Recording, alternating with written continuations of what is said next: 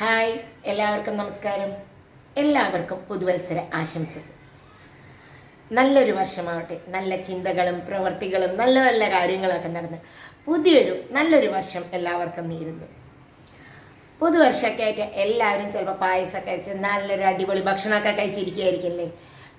എന്നാൽ ഞാൻ ഇന്ന് വന്നത് വളരെ സിമ്പിളായിട്ട് വെറുമൊരു തട്ടിക്കൂട്ട് വിഭവമായിട്ടാണ്. അപ്പം തട്ടിക്കൂട്ട് വിഭവം എങ്ങനെ നമുക്ക് തട്ടിക്കൂട്ടി ഉണ്ടാക്കാമെന്ന് നോക്കാം. നമ്മുടെ തട്ടിക്കൂട്ട് താരത്തിലെ താരം ഇതാ നമ്മുടെ സ്വന്തം ഇഡ്ഡലിയാണ്. ഇപ്പം ഇത് രാവിലെ ഉണ്ടാക്കി കഴിഞ്ഞാൽ ബാക്കി വന്ന ഇഡ്ഡലിയാണ്.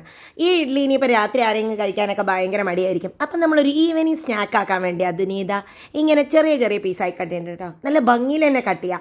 അപ്പം നമുക്ക് കാണുമ്പോൾ തന്നെ എടുത്ത് കഴിക്കാനും തോന്നും. അങ്ങനെ ഒരു 8 ഇഡ്ഡലി ഞാനിതാ അങ്ങനെ കട്ട് ചെയ്തെടുത്തിട്ടുണ്ട്. ഇനി നമുക്കിതാ ഒരു ചീനച്ചട്ടി വെച്ചിട്ടുണ്ട്. ചീനച്ചട്ടിയിലേക്ക് നമുക്ക് കുറച്ച് നല്ലോണം എണ്ണ ഒഴിച്ചെടുക്കാം. വെളിച്ചെണ്ണയോ നല്ലെണ്ണയോ ഒഴിച്ചു കൊടുക്കാം.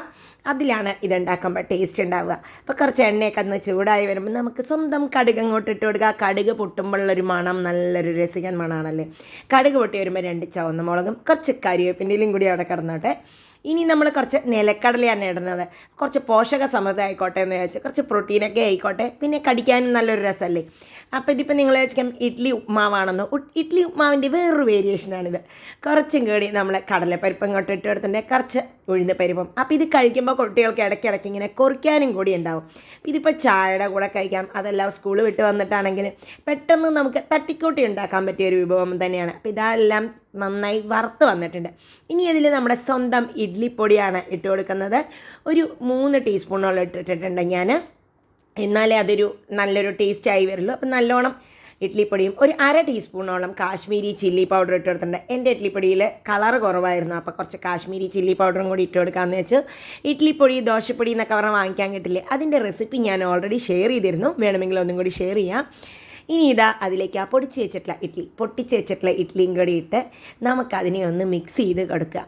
അപ്പോൾ ഈ ഇഡ്ഡലിപ്പൊടിയിൽ എന്ന് പറഞ്ഞു കഴിഞ്ഞാൽ തന്നെ ഓൾറെഡി കടലപ്പരിപ്പും ഉഴുന്നപ്പരിപ്പും ഒക്കെ കൂടി മിക്സ് ചെയ്തിട്ടുള്ളതാണ് നമ്മുടെ സ്വന്തം ഇഡ്ഡലിപ്പൊടി.